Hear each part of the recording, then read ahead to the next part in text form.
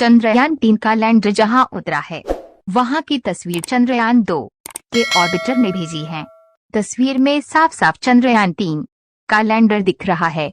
यहाँ दो फोटो का कॉम्बो है, जिसमें बाईं तरफ वाली फोटो में जगह खाली है। दाहिनी फोटो में विक्रम लैंडर चांद की सतह पर उतरा हुआ दिखता है। आप भी देखिए इस शानदार तस्वीर को। चंद्रयान-2 के ऑर्बिटर का नया संदेश आया है। उसने लिखा है कि वो चंद्रयान-3 के लैंडर की जासूसी कर रहा है। असल में चंद्रयान-2 के ऑर्बिटर ने चंद्रयान-3 के लैंडर के ऊपर से तस्वीर ली है। दो तस्वीरों के कॉम्बिनेशन है, जिसमें बाईं तरफ वाली फोटो में जगह खाली है। दाहिनी फोटो में विक्रम लैंडर चांद की सतह पर उतरा हुआ दिखता है। दाहिनी तरफ वाली तस्वीर में लैंडर दिख रहा है, जिसे जूम करके इनसेट में भी दिखाया गया है। चंद्रयान-2 में ऑर्बिटर हाई रेजोल्यूशन कैमरा लगा है। चांद के चारों तरफ इस समय जितने भी देशों के ऑर्बिटर घूम रहे हैं, उनमें सबसे बेहतरीन कैमरा चंद्रयान-2 के ऑर्बिटर में लगा है। दोनों ही तस्वीरें लॉन्चिंग वाले दिन ली गई थी। बाएं तरफ की पहली तस्वीर 23 अगस्त की दोपहर 2:28 पर ली गई थी, जिसमें चांद की सतह पर कोई लैंडर नहीं दिख रहा है। दूसरी तस्वीर 23 अगस्त की रात 10:17 पर ली गई थी, जिसमें विक्रम लैंडर चांद की सतह पर उतरा हुआ दिख रहा है। चंद्रमा पर चंद्रयान-3 की लैंडिंग को लेकर बड़ा कंफ्यूजन है।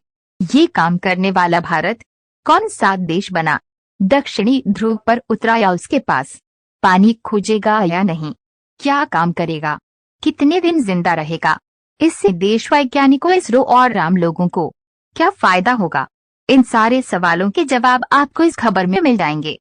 एकदम स्पष्ट है कि भारत चांद पर सॉफ्ट लैंडिंग करने वाला दुनिया का चौथा देश बन गया है, जबकि दक्षिणी ध्रुव के पास उतरने वाला पहला देश बन चुका है। इससे पहले अमेरिका ने 11 सॉफ्ट लैंडिंग की।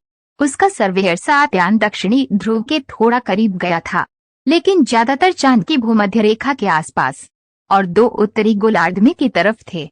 रूस ने 8 सॉफ्ट लैंडिंग की है, सभी भूमध्य रेखा के आसपास या फिर उत्तरी गोलार्ध के करीब थे।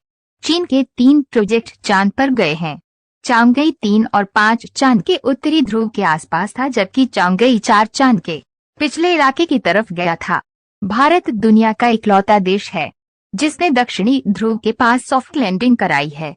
चंद्रयान-3 का लैंडर यानी विक्रम और रोवर यानी प्रज्ञान चांद पर 14 या 15 दिन काम करेंगे। ये दिन धरती के हिसाब से हैं, क्योंकि अगले 14 या 15 दिनों तक चांद पर सूरज की रोशनी पड़ती रहेगी। जैसे ही चांद के उस हिस्से सूरज की रोशनी हटेगी, विक्रम लैंडर और प्रज्ञान रोवर बंद हो जाएंगे।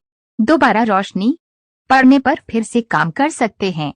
चंद्रयान-3 मिशन की सफलता से इसरो के वैज्ञानिकों के साथ ही देश की कई कंपनियों का भी अहम रोल रहा है। इनमें Godrej aerospace, Tata steel, Centrum electronics, MIT technology, Hindustan aeronautics समेत कई फर्में शामिल हैं। चंद्रयान-3 की सफल लैंडिंग के बाद जहां देश के लोगों में उत्साह देखने को मिल रहा है, तो वही शेयर बाजार में भी देश की इस सफलता का असर दिखाई दिया है। इसरो के इस मून मिशन को सफल बनाने में मदद करने वाली कंपनियों के शेयर तो गुरुवार को दिन भर रॉकेट की रफ्तार से भागते हुए नजर आए। कुछ शेयरों ने 10% की छलांग लगाई, तो वहीं कुछ 12% की उछाल भरते नजर आए। ऐसे ही 5 शेयरों की परफॉर्मेंस के बारे में आपको बताते हैं, जिन्होंने चंद्रयान-3 की सफलता के साथ अपने निवेशकों को भी मालामाल कर दिया। भारत ने तमाम बड़े देशों को पीछे छोड़ा। सबसे पहले बात करते हैं भारत की सफलता की। तो बता दें कि चंद्रयान-3 ने चंद्रमा पर उतरकर तमाम देशों को पीछे छोड़ते हुए इतिहास रच दिया है। दरअसल इस मिशन की सफलता के साथ जहां भारत अब अमेरिका, चीन और रूस जैसे देशों की लिस्ट में शामिल हो गया है, वहीं दूसरी ओर जिस जगह पर चंद्रमा पर चंद्रयान ने जिस जगह पर लैंडिंग की है, वहां अब तक कोई देश नहीं पहुंच सका है।